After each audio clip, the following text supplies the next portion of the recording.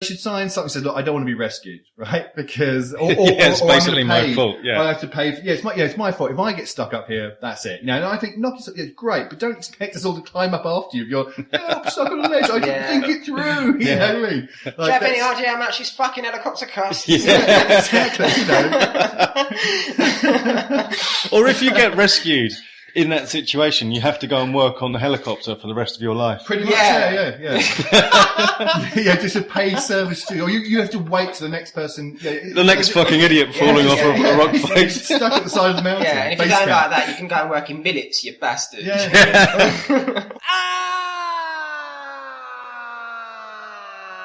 I do feel it's all very sad though. Like just the nature of addiction. I don't think you don't really think it through at the beginning. There's a denial stage where you could just go, I'm just going to ignore how unhealthy and how bad this is for me and how terrible I look.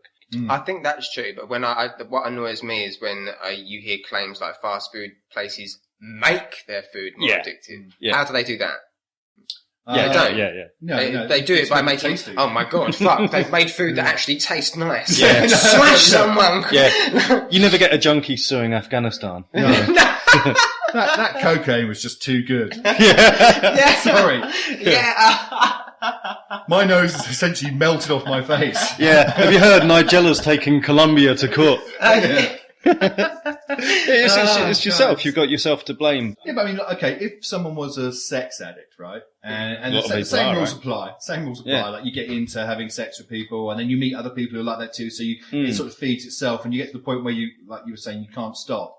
In my mind, it's just as antisocial as eating too much or smoking or something like that. It's just like people are pursuing their happiness, right? I don't want to be a special in the car police. I don't think they're happy, are they? Yeah. I think that's the argument you're making. So you're the whole cornerstone of your argument, right? It's like underneath all the fun and food and cocaine and sex, all these people are having, right? is they're basically not happy, right? I think they're filling a gap. I mean, let's take the example of a sex addict. Okay, so sex in itself, if you approach it as a sort of healthy, normal, about you, normal person, has that even been proven yet, though? Sex addiction? I don't know, but for the sake of argument, it's a thing we can talk about. Yeah. Right? So say it exists. Imagine having your every waking thought kind of just on this one thing. You can't work. You can't lead a normal life. You can't have normal hobbies. All of the time, you're just drawn to say porn and chasing sex. That's torture. Yeah, and it's the same with food. Imagine you cannot stop thinking of. Well, if you were really good looking. Russell Brand, I don't think was particularly happy, was he? No, and he says that, but well, he's got a line of girls sort of outside. Pretty much. Yeah, he's still kind of a Lothario, isn't he? So even though he doesn't like it, but I think that people feel they have to say that, don't they? Because of okay, here's my view. I think if you take the sex thing, right? I think we live in. We are part of a rule base which is based on Judaic-Christian values, right? Yeah. And that kind of lifestyle just doesn't fit at all. That square peg doesn't fit in that round hole, right? Yeah. So, and even though that's not a big part of our everyday lives, it still resonates with us. So anyone in their right mind describing that, they wouldn't be like, I'm living the dream. I'm fucking everything that moves, right? There's no consequences to anything I do. I wake up thinking about sex. I have all the time to do it. I don't have to do any of those boring other hobbies other people are doing. I can look at porn all day. My life is complete. They wouldn't say that because obviously people would be like, wow, you went through the K-hole. Do you know what I mean? Like you've drunk the Kool-Aid. So they have to balance it out somehow. So actually, obviously I am trying to change this because, actually I do find it's affecting my relationship with my real friends, and all this kind of stuff. Actually, to back that point up, it is a very cultural thing. I lived in Japan for a long time and they don't have the Christian guilt about anything associated with the body. Because we've got this kind of spirit versus the body guilt, and anything to do with that is basically viewed as dirty, and any kind of physical drive. So eating comes into that, sex comes into that, and we just want to think we're these kind of transcendent spiritual beings that and even in Japan the words like dirty don't ever get applied to sex. You can't say someone's dirty because they wouldn't understand that concept because it isn't. They haven't got that Christian guilt. Yeah. Well, it's like if you look at whole grain cereals. Kellogg's was invented because Mr. Kellogg was a bit of a religious nut and felt that back in the day protein was victimized because protein led to masturbation. I think masturbation leads to protein. Yeah. I think actually Dem was right there scientifically. It does actually lead to protein. Cool. Like not a turn on. Kellogg used to have some pretty outrageous ideas about sort of like genital mutilation and all that. Well, isn't he Victorian age? Victorian, or was he late 1880s, I think. Maybe. Yeah, so he's one of the equivalent of like having calipers on people's foreheads to determine whether you're a criminal. Yeah, and, all that electroshock treatment. What's the other one they do? He's got a big nose. He must be a rapist. For argument's sake, you've got the inner arch of your foot of a banker. Sort of thing. It's all that kind of crap. Hello, is that Susie?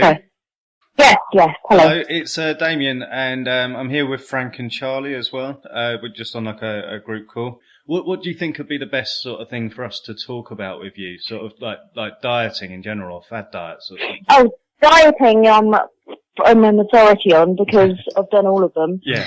And I went to, a couple of years ago I went to rehab and, it was about other issues, but they focused a lot on the food. Yep. And they would like put special meals out for me and watch me eat, and I used to kick off.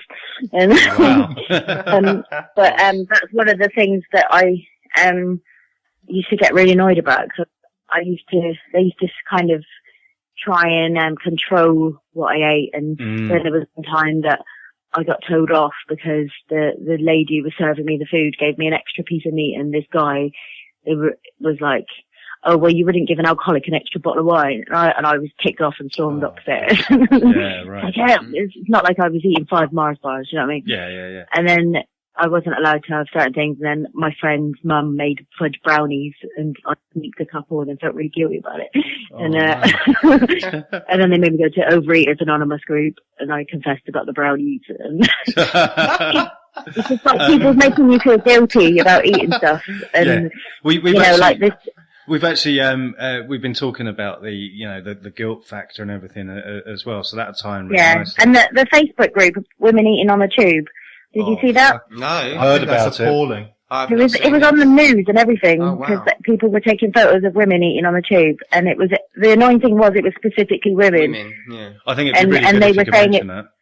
And there was this feminist group that organised we'll eat wherever the fuck we want thing on the tube, and they everyone ate their lunch on the tube, and the news came along and filmed it, and they were like, we're protesting. You can sort of expand that to having like buffet carriages on the tube and stuff, just out of sheer protest. But, and I always get those Facebook things where it comes up to the latest thing. Oh, you should try this, and then I always click on it because I'm an idiot. I'm like, oh, I wonder what Natalie Cassidy's done. Yeah, it's easy to get drawn into, isn't it? Because I'm a nightmare, because I'm really against it, but I always fall for it. Do you know what I mean? I'm always like, oh, I might try that then. Mm-hmm.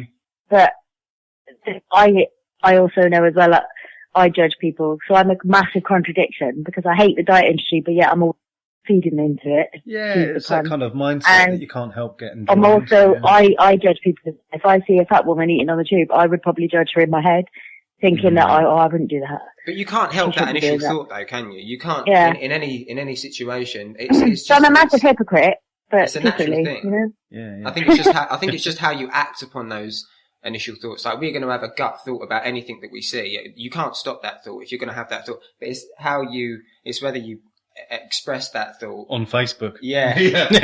Don't take that thought onto social media. Encourage other people to go out and express it for you with their cameras. Yeah. And also have that thought and then think, okay, I'm being a dick. That sums up the entire crisis, doesn't it? Really. I mean, we were just talking about this before we got onto the phone with you. My view is, I think, if someone wants to be overweight and they're happy, then why can't they? It's the same view as someone who smokes or is into their body.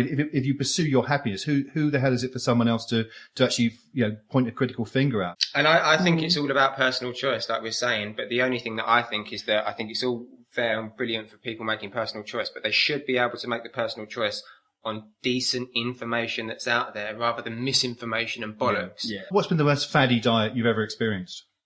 Oh, the Cambridge diet, which was powdered milkshakes and soup.